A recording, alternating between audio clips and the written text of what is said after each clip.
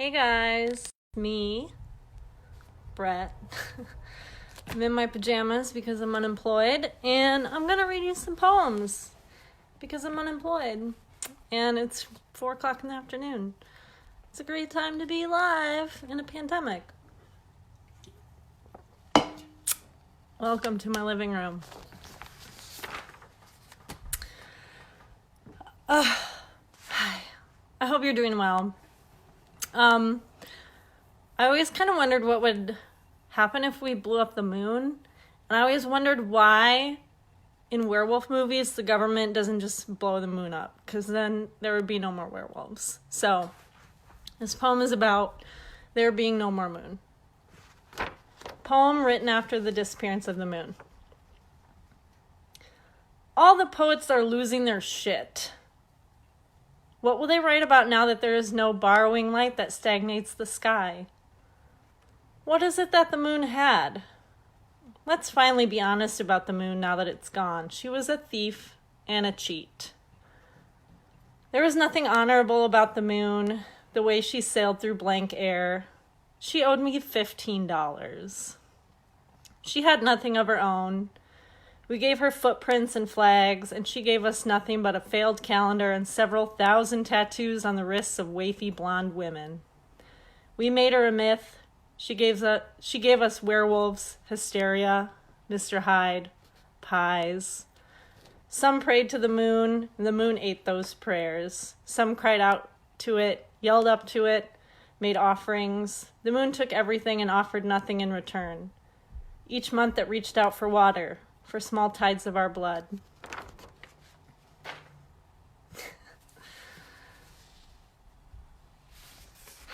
Hi, Tony.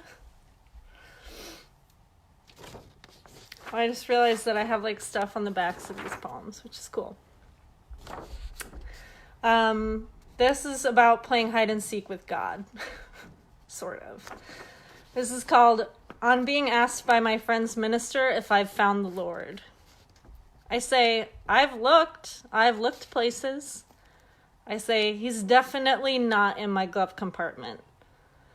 I take out the cigarette case I retrieved earlier from my glove compartment and ask, is it okay if I smoke in here? I say, has he been looking for me? You know, it just gets so dark in the winter and I hardly have the energy to shower.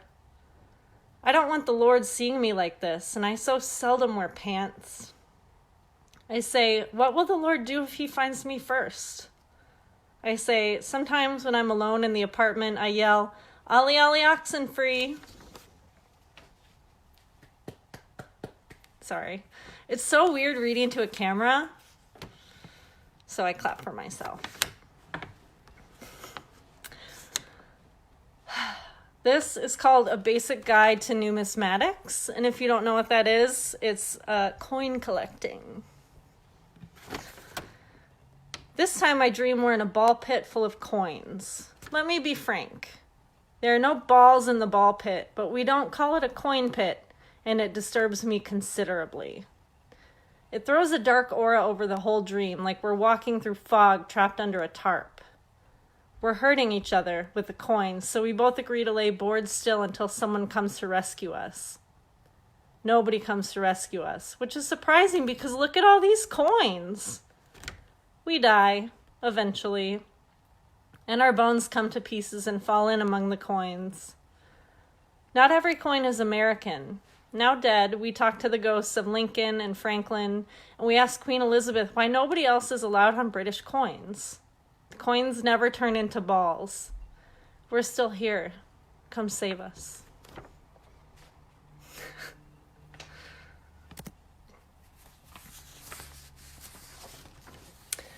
This one is for Tony. He asked me to read it. It's called Handbook for the Not Yet Divorced.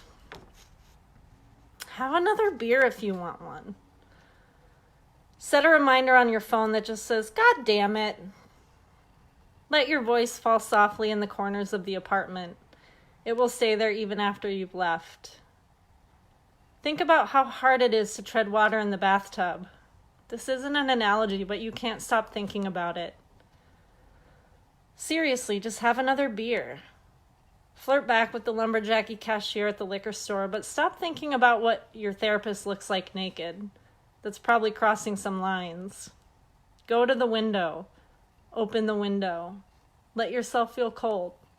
The body wants what it wants.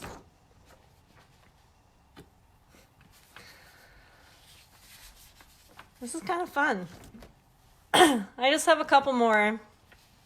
I have 2 horse poems and a poem called Genesis, which is my imagining of what the beginning was like. Genesis. In the beginning there was a man.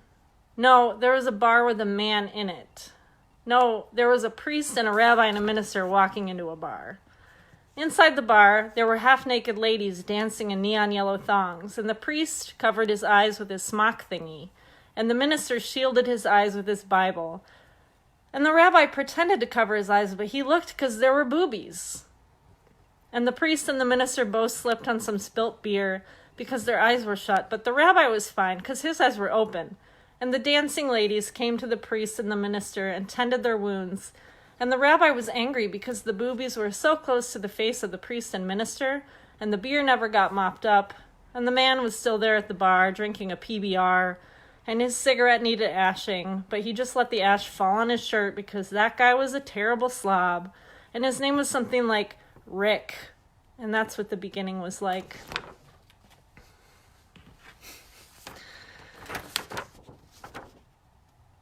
Thanks for tuning in, by the way. This is called What to Look For in a Horse. Get a horse with a little sass. One that will try to buck you if she knows you've been drinking too much. Get a horse with a pretty mane. They say looks aren't everything, but they're wrong. Get a horse that will look you square in the eye and say, "Girl, what the fuck were you thinking last night? Zach? Really?" Your horse must be willing to trample anyone who was mean to you in your childhood. Be able to run faster than your sadness. It's not important whether or not your horse can sing or if she has a felony record. In fact, a record in certain cases could be helpful. Her flanks should feel smooth against your ankles, keys sliding into soft ignitions. She must always be ready to run.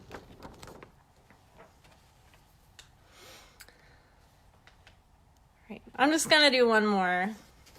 This is called Hold Your Horses. Hold them real gentle and stroke their hair. They like that. You can't hold all of them because they are too heavy, but you can hold the real little ones. Tell your horse it's a good horse. Hold your horses under apple trees and find the shiniest apples. Let them take them in their mouths. Do not be scared of the horse mouths, even though it makes sense to be scared of the horse mouths. 3 of your head would fit in 1 horse mouth. Hold your horse while Mercury is in retrograde and ask God to give you some stuff. Look into your horse's eyes and feel wheels sparking between you. Then look into your horse's mouth. Fuck what people say about gifts. You're not scared to look into your horse's mouth. Hold your horses in the hay while they lay down and then braid their manes. Bury your face in the side of your horse and remember, you don't have to stop holding it.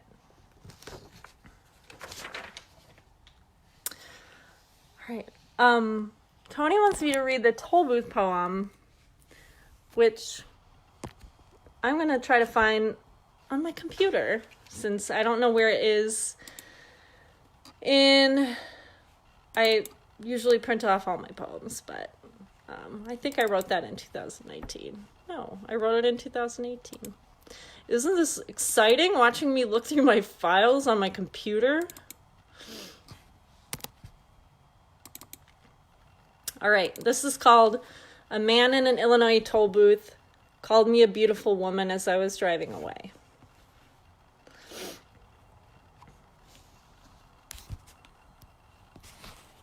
Sorry, my computer's real slow. And it's a spilling title, so the title goes into the poem. A man in an Illinois toll booth called me a beautiful woman as I was driving away. And I turned my car around, jumped into his small sanctuary, and started a family there in that dirty box. We subsist on nickels and rubber gloves, snips of song lyrics pouring out of sedan windows. Now, love don't come easy, but I keep on waiting, anticipating for that soft voice. You're a beautiful woman, he told me. And now we live in this toll booth collecting coins. Our 7 children tap dance on the median. We sleep in a pile like puppies. They don't go to school, but we don't get in trouble because the police are scared of our strange family. Windows open and shut. I'm beautiful. We have all this. All right. That's it from me. Thanks again for listening to poetry. I hope that you find some good things to do during this pandemic, during your isolation. All right. Bye.